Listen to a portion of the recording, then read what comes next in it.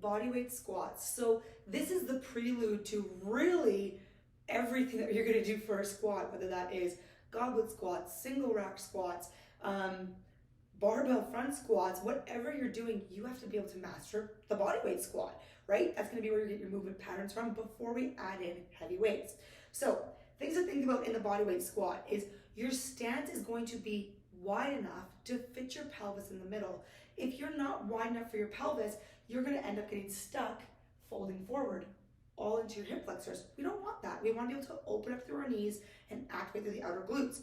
So what you're gonna need to do is make sure that your feet are at least shoulder width apart, not hip width, shoulder width. And I want you to visualize looking at your knees. Can your pelvis fit in the middle? If you're here, probably not. Most of us don't have a pelvis that's 3 inches wide, right? We need to widen out a little bit and think about enough room for your hips. And then when you get here, depending on your femur length, this is where you get to play a little bit. Depending on your femur length, if you're really long in your femurs, it might feel better to have your toes more straightforward. If you have shorter femurs, it might feel better to have your toes turned out. So play with this stance a little bit and notice if you are falling forward, it's not the right position for you.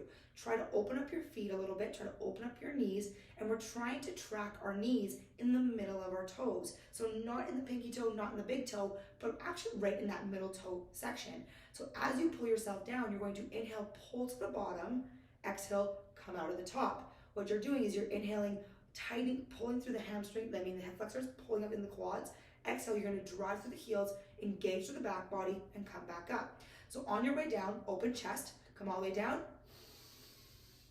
Notice how my knees widen out here in line with my toes and they're not collapsing in. We're trying to avoid this position.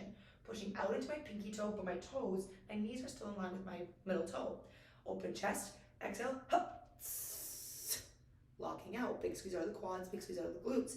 Now, from the side, when you're coming down, we don't want to get an ass to grass position. That's not where we want to be, because what ends up happening, I'll show you, is as we come down, I'll show you the proper version and then I'll show you what I'm talking about. So proper version, you're going to come down, use your inhale again, pull yourself to the bottom of the hole, creating tension through the pelvic floor. Exhale, hup, big squeeze. Now when you get ass to grass, what ends up happening is you come down and now you have that rounding through the tailbone. I like to call this like the ninja turtle position, right? So like a turtle with their big shell on their back, they have to round it. I want you to open up and focus on that length through your tailbone. Your spine is fully connected from the base of your skull down to the tail. If you are here, where's that weight gonna go? Your weight's now sitting in your knees and you're gonna have to lift out your low back to come out.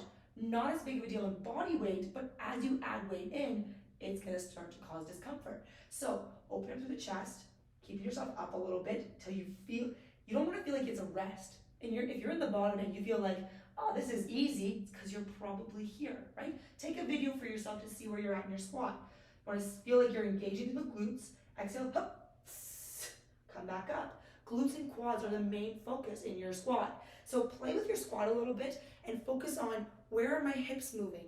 Are they moving down underneath me? As well as when I come down, are they rocking over to one side? This is really common if you have an outer glute tension or an injury through your back or your hips. And a lot of people will pull themselves down unintentionally over to one side, right? So now what I want you to do, take a video for yourself so you can see where you're at.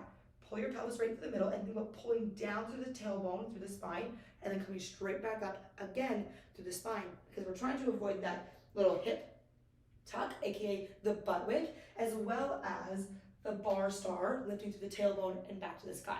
So that is going to be the things that I want you to focus on in your squat. Play with this stance, see how it feels for your body, and of course, if you are a part of the Intentional Wellness Company, send me a video if you are struggling with your squat positioning so that I can support you in finding the right position so that you are set up for success in your workouts. That is the bodyweight squat.